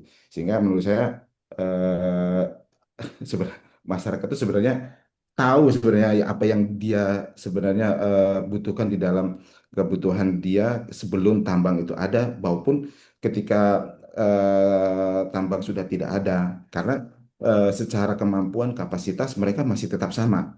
Beda ketika misalnya program-program PPM yang kemarin yang ada itu betul-betul sungguh-sungguh dilakukan, misalnya pelatihan soal pertanian, pelatihan soal menggunakan teknologi apa, itu yang kemudian berkontribusi untuk perubahan pilihan ekonominya apa gitu. Dan saya yakin itu agaknya sampai hari ini nggak pernah secara real pelatihan-pelatihan itu membuktikan meningkatkan kapasitas masyarakat setempat gitu. Nah, saya coba menanggapi misalnya yang disebutkan dengan Inspektorat Tambang tadi, dan ini sebenarnya bukti kenapa kemudian informasi yang tersedia terkait dengan PPM itu jadi top down dan tapi tidak sesuai dengan kapasitas dan kondisi lapangan. Karena kenapa? Pak Direktur mungkin tahu berapa jumlah inspektorat hari ini. Itu tidak secara rasio itu tidak ideal gitu. Misalnya dulu dulu saya pernah berdiskusi dengan ketika saya kebetulan waktu itu bersama-sama dengan Bu Tri Hayati dan tim BPHAN itu menyusun analisis Undang-Undang Minerba terkait dengan Undang Minerba. Itu Biro Hukum dari ESDM mengakui bahwa ada keterbatasan soal jumlah orang atau SDM untuk inspektorat karena rasionya jauh sekali. Sekarang ini aja itu paling tidak salah kalau tidak nyampe 200 sedangkan izinnya 4.000 gitu ya. Seluruh Indonesia itu totalnya hanya 200. Ini nggak ideal. Itu kenapa kemudian informasi yang seharusnya terkait dengan oh ya kondisi ekonomi masyarakat itu sebegini, pilihannya ini dan segala macam itu tidak terpenuhi informasinya karena nggak ideal, nggak mungkin loh satu inspektorat bisa menangani sampai ratusan atau puluhan izin tambang untuk bisa melakukan inspeksi kepada lokasi-lokasi tambang yang dia bisa melihat bahwa ini kebutuhan sesungguhnya masyarakat setempat, ini pilihan ekonomi masyarakat setempat. Karena saya yakin, saya pernah menemukan bahkan di Kalimantan Barat tuh, Bapak Ibu, dulu itu dengan izin hampir 300-an, inspektoratnya cuma satu. Kebayang, orang ini kalau dia melakukan sungguh-sungguh untuk melakukan inspeksi, nggak akan pernah pulang ke rumah. Gitu ya. Karena setiap hari dia akan keliling ke lokasi tambang yang izinnya hampir 300, yang artinya setiap hari, setahun kali dia berpindah tempat. Nah ini kenapa saya pikir eh, kebijakan yang top down ini yang masih eh, apa sulit untuk bisa memastikan bahwa PPM itu bisa berjalan dengan baik sehingga masyarakat juga bisa tahu pilihan ekonominya apa. Ya. Ini itu Pak Asep. Siap, makasih banyak Bang Begi, sangat lengkap ya. Jadi ada 3 poin, intinya ada konsultasi sama masyarakat, itu penting, dan ternyata diskusi terkait dengan kebutuhan masyarakat apa harusnya sudah dilakukan sejak awal ya. Jadi ini juga mungkin daerah-daerah yang saat ini sedang ada ekstraksi, begitu memang diskursus terkait dengan pandangan aspirasi ke depan itu harus dimulai dari saat ini. Nah saya ke Bu Didit ya, karena mungkin sudah mendampingi banyak daerah tambang, tapi yang Ibu lihat begitu, ini pertanyaannya spesifik, model pengembangan ekonomi alternatif. Menurut pandangan Ibu seperti apa? Jadi gini, tadi kan Pak Hendrik mengatakan bahwa harusnya dilihat dari potensi yang ada di masyarakat. Sebenarnya hal itu sudah banyak juga dilakukan begitu. Hanya yang menjadi persoalan adalah ketika kita meningkatkan kapasitas masyarakat, produktivitasnya, kemudian itu pasarnya hanya perusahaan. Nah, ketika perusahaan nggak ada, mereka bingung ini mau dipasarkan kemana lagi. Atau kalau terjadi oversupply, ini mau kemana dipasarkannya. Jadi rantai pasoknya itu harus jelas. Siapa yang akan melakukan itu semua dari mulai awal sampai akhir. Jadi kita jangan hanya berhenti peningkatan kapasitas, jangan hanya berhenti meningkatkan produktivitas, dan yang membeli itu hanya perusahaan, tapi kita harus mikirin bahwa harusnya yang membeli bukan hanya perusahaan, tapi juga dari luar kabupaten mungkin atau dari luar daerahnya. Karena ketika perusahaan tutup, mereka bisa nggak ada masalah karena proses itu sudah dilakukan. Dan perusahaan ini menjadi sarana buat apa masyarakat untuk melatih yang kaitannya dengan kualitas produksinya atau kuantitas produksinya. Jadi masalah konsistensi dia dalam mensuplai barang itu itu dilatih ketika dia jualan sama perusahaan. Tapi nggak boleh berhenti sampai di situ. Jadi harus juga melihat pasar lain di luar perusahaan. Mungkin itu yang bisa saya sampaikan, Mbak Aska. Ya, terima kasih banyak Bu Didin. Nah, ini kita punya 7 menit terakhir. Saya mau tanya ke peserta, apakah ada yang mau menanyakan secara langsung? Ini saya juga lihat sambil, jadi silakan sambil siapa yang mau bertanya, silakan raise hand. Tapi saya membacakan salah satu yang ada di sini dari Disparekraf Halteng ya, Pak Riki. Program PPM dan Pasca Tambang sudah harus berjalan sejak tambang mulai beroperasi agar dengan sendirinya dapat memberikan perspektif kepada masyarakat yang tengah beralih profesi. Dari agraris ke industri dan masyarakat lainnya sudah terbiasa dengan adanya opsi atas program PPM yang bersentuhan kepada peningkatan ekonomi. Sepertinya ini sangat relevan sekali dengan yang tadi Bu Didit sampaikan begitu ya. Nah, ini saya ada yang katakan dari Prof Aris. Silakan, silakan Prof. Baik, terima kasih. Assalamualaikum warahmatullahi wabarakatuh. Selamat sore. Maaf, saya mungkin agak terlambat, tapi saya bisa tangkap. Maaf, suara saya bisa terdengar? Sangat jelas, sangat jelas. Baik, saya sedikit memberikan pandangan terkait dengan PPM dan pasca tambang ini. saya mencoba untuk menarik konten masalah ini ke wilayah-wilayah yang sementara sekarang yang mengalami ekstraksi yang sangat luar biasa, khususnya di daerah, ada 3 wilayah PSN di Maluku Utara ini yang sampai hari ini saya kira konsep PPM yang pun yang diluncurkan, yang digagas sekarang ini itu sangat tidak bisa teraplikasi dan terimplementasi kalau di Maluku Utara. Mengapa saya sampaikan demikian? Karena ada beberapa hal yang menjadi problem utama itu adalah di mana untuk menggerakkan aktivitas masyarakat kembali ke awalnya itu tidak bisa lagi. Kenapa? Karena lingkungan, habitat mereka untuk melakukan membangkitkan ekonominya itu tidak bisa lagi. Kenapa? Karena sumber-sumber atau wilayah-wilayah yang selama ini menjadi sumber pendapatan ekonomi mereka itu sudah mengalami kehancuran ekologi yang sangat luar biasa. Jadi saya kira ini percuma dan sangat tidak tepat sekali dengan konsep-konsep yang semacam untuk bagaimana membangkitkan masyarakat lagi membangkitkan ekonominya. Saya kira ini ada perlu treatment yang lebih spesifik lagi untuk bagaimana membangkitkan ekonomi mereka. Kenapa? Karena kalau mereka diajak lagi kembali ke lahan yang ada itu kan mustahil. Mereka kan sudah kehilangan lahan. Meski orang-orang masyarakat yang mempertahankan lahannya juga mereka juga sudah mengalami proteksi sangat luar biasa dari pihak perusahaan. Nah, hal ini yang menjadi permasalahan yang spesifik. Karena kenapa? Harusnya program PPM ini itu dirancang dari awal dan dilaksanakan, dan ini itu harus termuat dalam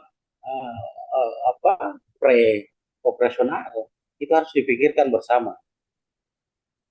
Sekali lagi, contoh saya ini, nelayan yang ada di daerah Teluk Weda itu kan tidak bisa lagi melakukan aktivitas nelayan. Kenapa? Pertama, dari hasil riset kami itu kan sudah tercemar. Apa lagi yang bisa diharapkan? Mengkonsumsi ikan yang sudah beracun, yang sudah terkontaminasi, itu kan tidak mungkin. Nah, makanya saya pikir dengan konsep-konsep yang sama yang dilakukan di darat itu kan sangat susah. Apalagi mau diharapkan lagi dengan keadaan lingkungan yang sudah rusak begini. Bukannya saya mau pesimis, cuma saya minta untuk lebih spesifik lagi mendekati. Ada hal-hal tersendiri yang bisa diterapkan di masyarakat lingkungan sekitar tambang itu supaya mereka bisa hidup layak lagi seperti sedia kala. Pertama, mereka mengalami tekanan lingkungan yang sangat luar biasa, di mana dari sisi kesehatan lingkungan itu sangat menurun sekali, sehingga pada titik tertentu mereka itu sudah mengalami gangguan atau mengalami depresi yang sangat tinggi sekali. Ya. Sekali lagi saya tekankan bahwa tidak ada lagi yang bisa kita harapkan kalau lingkungan kita sudah berubah begini. Nah, ada hal saya kira yang perlu dipikirkan, terutama dari pihak pemerintah yang menangani ini. Kebetulan ada Pak Direktur, saya mau sampaikan bahwa paradigma selama ini yang ada itu tolong dirubah. Dengan melihat kondisi yang ada di lapangan, tidak lagi kita harus berbicara dalam konsep utara yang selama ini Anda harapkan. Kenapa? Ini kasus yang ada di tambang nikel sini jauh lebih besar. Kenapa? Karena daya rusak lingkungan itu jauh lebih besar dari apa yang Anda pikirkan semua yang ada di pusat. Tolong lihat masyarakat yang ada di sekitar lingkungan tambang itu. Teluk Weda tidak bisa berfungsi lagi. Kalau sekarang mereka menangkap, dia harus keluar sampai jauh sekali, sampai dengan puluhan mil keluar. Secara ekonomi itu sangat tidak menguntungkan sekali. Untuk mengembalikan ekonomi mereka ya harus ada suatu alternatif yang sangat spesifik. Tidak lagi diharapkan mereka diberikan kapasitas. Bukan, itu tidak akan berfungsi lagi tuh dengan konsep, dengan teori yang konsep, dengan strategi begitu tidak bisa lagi. Makanya solusinya itu harus membuat suatu perangkat atau suatu aturan atau suatu metode lagi yang lebih spesifik sehingga mereka bisa berdaya. Kenapa? Kalau mereka diharapkan untuk membangkitkan ekonominya dari kegiatan di awal, itu tidak akan mungkin sekali. Ini tolong dicamkan ini. Ya, itu siap. tidak mungkin lagi. Kali lagi saya sampaikan bahwa ini yang perlu menjadi catatan awal untuk membuat suatu strategi bahwa di lingkungan yang sudah rusak itu tidak bisa lagi. Jadi berhenti dengan konsep yang ada sekarang ini. Itu tidak akan mungkin, tidak akan bisa. Bapak Direktur, kalau saya sampaikan bahwa tolong dirubah paradigmanya selama ini dalam untuk PPM dan ini pasca tambang ini. Betul, Pak Aris, siap. Siap, Pak Aris, sudah ditangkap apa concernnya. Ini mungkin ada waktu sedikit bisa langsung kita dengar dari Pak Direktur kali ya tanggapannya ya, biar biar lega istilahnya gitu kan. Tapi apakah tadi ke concern atau kekhawatiran, kan ini teknis, terkait teknis juga nih Pak Direktur. Kami juga pahami ada proses reklamasi, ada proses rehabilitasi. Tapi apakah kekhawatiran tadi yang Pak Aris sudah sampaikan juga itu Bapak juga melihat itu atau Direktorat juga melihat itu, dan makanya mungkin ada pendekatan lain gitu. Silakan Bapak. Mas Gita, sebelum ke Pak Direktur bisa ya? Oh, Ya, silakan. betul ya. Silakan. Tadi, Ini boleh. sebagai ini aja sedikit agak keluar ya. Ya. Saya baru datang di Direktorat Batubara ini baru Juli tahun lalu ya. Juli tahun lalu. Kemudian saya 30 tahun itu menangani masalah kebencanaan ya. Kebencanaan alam ya. Terutama yang berbau geologi. Kita punya komitmen yang besar agar masyarakat itu aman. Saya 30 tahun menangani itu ya. Nah, sekarang saya sudah pelajari masalah-masalah yang ada sekarang yang tadi sampaikan Bapak itu betul ya, masalah kerusakan lingkungan betul.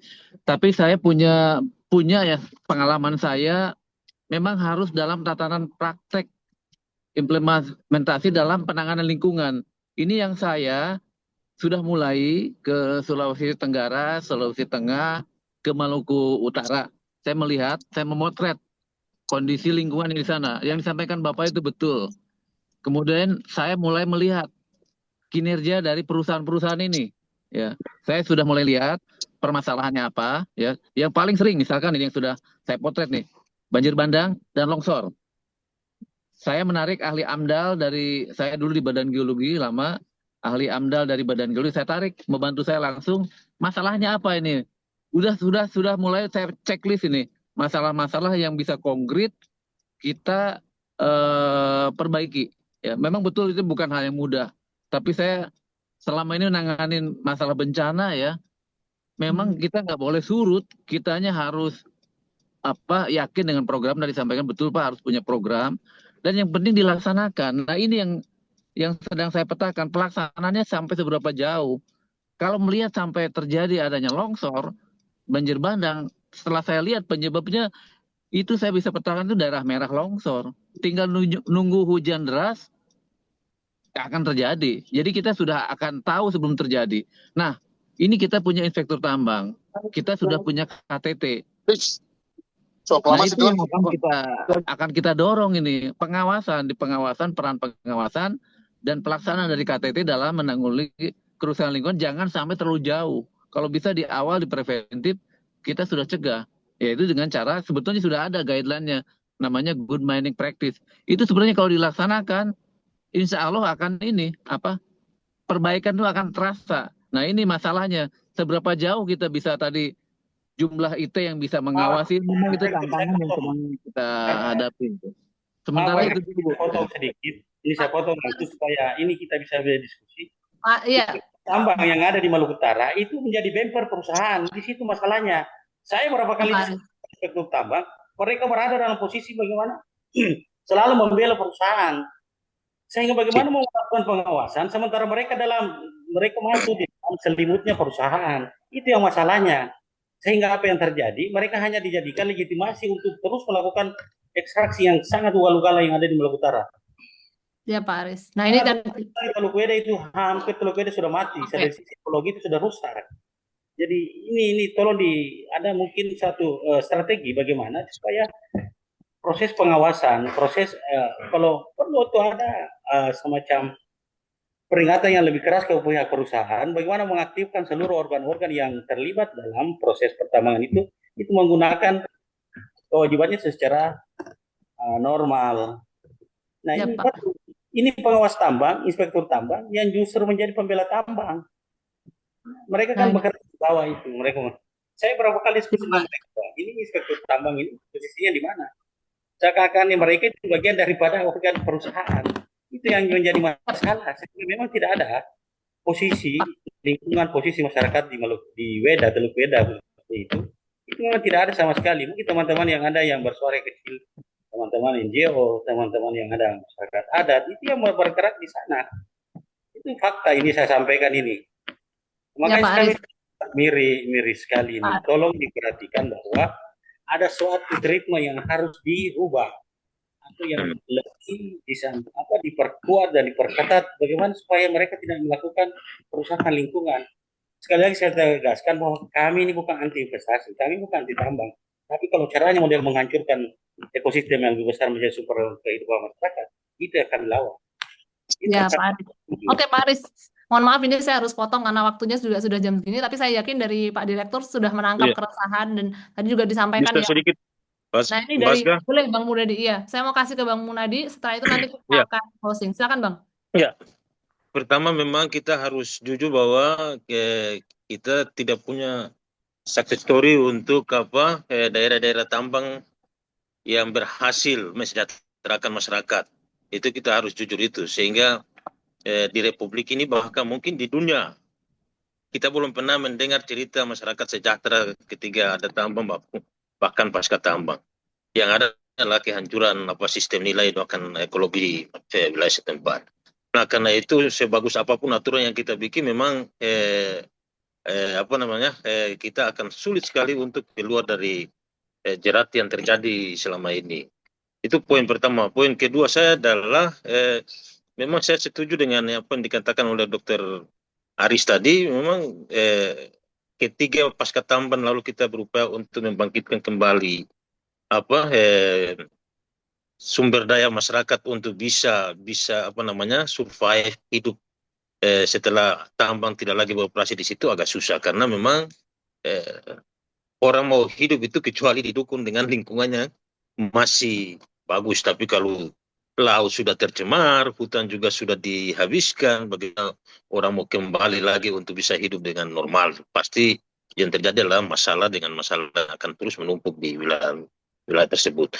Nah, dan itu terjadi, pengalaman kami yang ada di Pulau G itu nyata, dan praktik itu dilakukan oleh perusahaan yang punya plat merah itu, negara PT Aneka Tambang.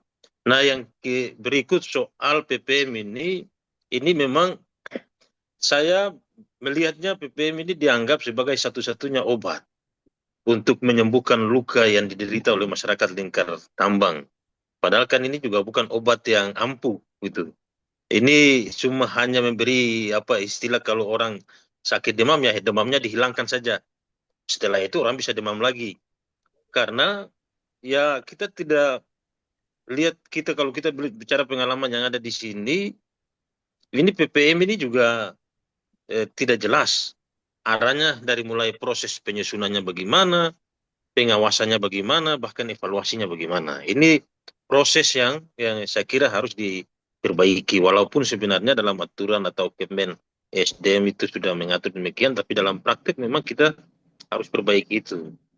Karena itu memang perlu, setidaknya harus ada evaluasi bahwa dalam proses PPM itu harus jelas dari proses penyusunan, pengawasan, bahkan evaluasi. Bahkan kita tidak tahu program PPM itu yang dialokasi oleh setiap perusahaan ini berapa nilainya. Gitu. Programnya itu jenisnya apa-apa, itu kita tidak tahu. Kita tidak tahu sama sekali. Yang kita tahu nanti mereka sudah... Nah, yang kita tahu nanti mereka sudah laporkan di media, laporkan ke pemerintah dan sebagainya, baru kita tahu bahwa itu program PPM. Bahkan program PPM ada juga yang disebut dengan pelatihan jurnalisme dan sebagainya. Itu kadang-kadang itu menjadi bagian dari program PPM. Yang miris adalah karena kita meletakkan masyarakat ini sebagai objek, masyarakat lingkar tambang sebagai objek, padahal kan mestinya mereka itu adalah subjek dalam perumusan kepentingan yang ada di wilayah lingkar tambang. Nah, program PPM ini saya lihat selama ini kita masih menempatkan masyarakat sebagai objek dari kepentingan PPM itu, bukan sebagai subjek. Sehingga dari proses keterlibatan mereka, pengawasan mereka, bahkan mereka mengevaluasi pun ruangnya tidak ada. Begitu apalagi pemerintah daerah. Saya kira itu dari saya. Terakhir, Mas Ga. Baik, terima kasih banyak Bang Mumadi. Nah, ini rekan-rekan semua sudah jam 2.39 dan kami sangat menghormati waktu yang sudah diberikan begitu ya. Tapi pada hakikatnya tadi sangat menyukai pesan-pesan yang disampaikan oleh Pak Aris dan juga Bang Munadi gitu ya, terkait dengan bagaimana kekhawatiran khususnya di daerah lingkar tambang di Maluku Utara dan Halmahera Tengah. Dan tadi juga beberapa poin dari kami gitu peneliti juga selalu menyampaikan bahwa dari Dala Institute itu kami tidak mendukung ekspansi tambang bagi daerah yang secara ekologis memang tidak seharusnya ditambang begitu. Tetapi dengan situasi yang sudah terjadi gitu apa setidak-tidaknya hal minimal yang bisa kita lakukan. Jadi kita bisa melihat bersama salah satunya adalah PPM dan pasca tambang yang secara regulasi harusnya sudah secara regulasi tadi juga diakui ya oleh Pak Direktur dan rekan-rekan semua bahwa dari sisi implementasi dan pengawasannya memang sangat-sangat jauh. Nah, itu yang perlu kita perkuat bersama. Nah, untuk Pak Direktur saya spesifik juga terima kasih gitu sudah mau menyempatkan waktu. Semoga Bapak tidak kapok untuk kami undang berdiskusi. Emang begitu formatnya akan lugas begitu ya, sifatnya akan Pasca, saya titip sedikit untuk ya. Pak Direktur. Oh, sedikit Satu, aja Pak Aris ya, sedikit aja. Palu Utara itu pulau kecil. Dengan adanya industri itu, hancur semua wilayah pulau kecil yang ada di seputaran tambang itu. Itu yang perlu dicatat. Kasihan, di bawah 2000 km persegi itu kan tidak bisa. Faktanya di Buli itu, di Blok Medan itu dan sekitarnya itu habis semua. Terima kasih. Siap, terima kasih banyak Prof. Aris penekan. Jadi itu situasi keresahan yang dirasakan harapannya ini semoga bisa tersampaikan. Terima kasih juga untuk Bu Didit sudah menyempatkan waktu. Nanti kalau misalnya ada diskusi lagi akan kami undang begitu. Kemudian Bang Begi juga dari Auriga dan Bang Munadi yang sudah sangat baik merangkum diskusi hari ini. Terima kasih, semoga Bapak Ibu semua tidak kapok untuk kegiatan dan untuk semua peserta juga saya ucapkan terima kasih gitu partisipasi. Insya Allah ini tidak akan menjadi yang pertama, ini akan ada rangkaian dari diskusi yang nanti kalau kami temukan ada hal-hal yang menarik lagi, tentunya kita bisa duduk bersama kemudian mendiskusikannya. Saya ucapkan terima kasih sekali lagi, mohon maaf jika ada kesalahan. Wassalamualaikum warahmatullahi wabarakatuh. Waalaikumsalam Waalaikumsalam warahmatullahi wabarakatuh. Terima kasih. Assalamualaikum.